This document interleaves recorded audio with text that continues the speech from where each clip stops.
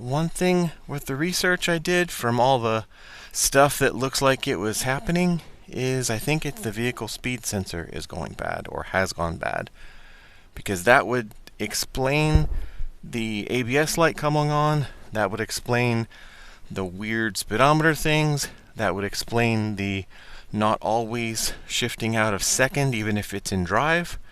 So I got a replacement sensor. I called the dealer. They says, of course it's old, say they can't say they can find parts. They say, but I said, well, can you give me the part number? They did say yes, they can give us the part number. So I found the part number. I ordered the part. It got here, and now I'm going to attempt to go replace it. And we will see if on the drive from where it's parked over to where I'm going to work on it, if it acts up, and if not, well, then I won't have video evidence. But that's alright. So if we turn this on, it still gets stuck in start mode, which is annoying. I would have thought that should have been fixed by replacing that, so that may mean that something else is damaged in here that I have to replace. But at least it turned on. Alright. I don't see the ABS light on.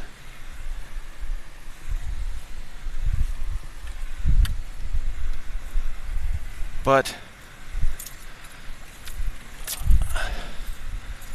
I also don't see any speedometer, and I am driving. So yeah, it definitely still has issues. Alright, let's get this sorted out. Oh, there's the ABS light on. Lucky me. Because the steps said undo the negative battery terminal, I did that. And my neighbor Robert was nice enough to loan me stuff so I can get under the car a little bit easier. And I had cardboards. If you're going to go under the car, get cardboards or something that lets you roll easier than just on ground, because it's no fun just on ground.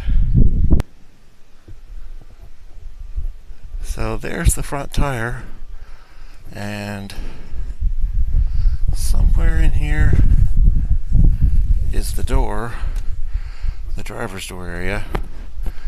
And up under here, that's where the vehicle speed sensor is. So that is the little thing that needs replaced. And because I wasn't aware of where that was, I initially started up too far.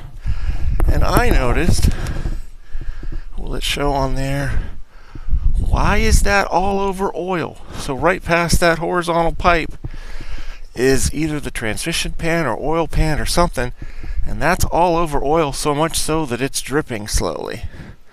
I didn't know it had that problem, so that's a whole other fun bit to figure out and get fixed.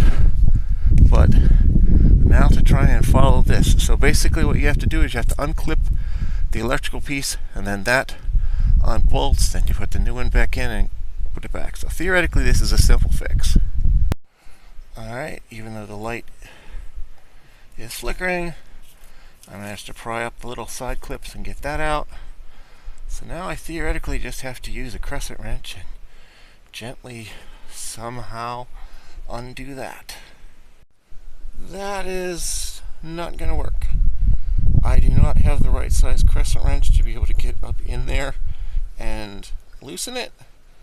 And the fact that I also have the large amount of oil up there, I am going to, I think, take this and just let somebody else do it. I should have done it anyway, but I figured, alright, I'll try. Nope, we're not going to do it.